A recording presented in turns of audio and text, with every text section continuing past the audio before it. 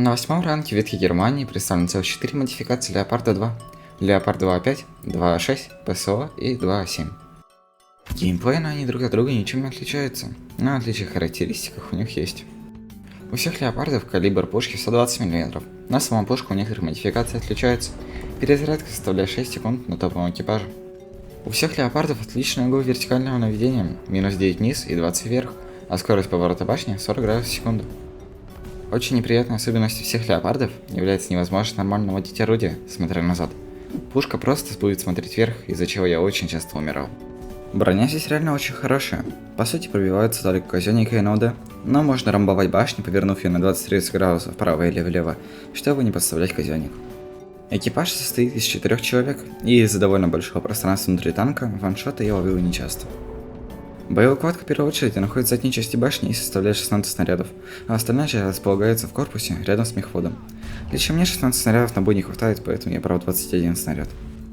Мощность двигателя на всех леопардах, кроме леопарда ПСО, составляет 1500 лошадиных сил.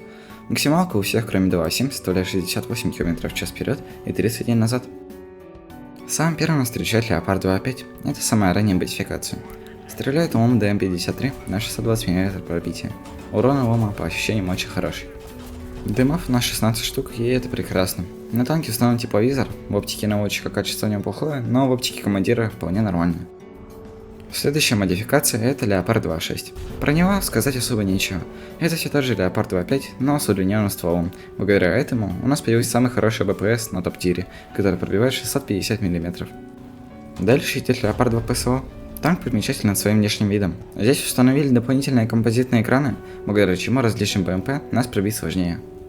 Из-за композитных экранов возросла масса, которая теперь составляет 67 тонн, но также увеличилась и мощность двигателя 1630 лошадиных сил. Пушка у нас от Леопарда 2.5, но здесь теперь есть фугасный снаряд с дистанционным взрывателем. Он, конечно, не самый мощный и советским точно уступает, но легкую технику им вполне убить можно. На крыше установлен крупнокалиберный браунинг, и это очень приятно. Теперь наконец можно нормально ломать заборчики и различные преграды. Дымов тут уже целых 18 штук.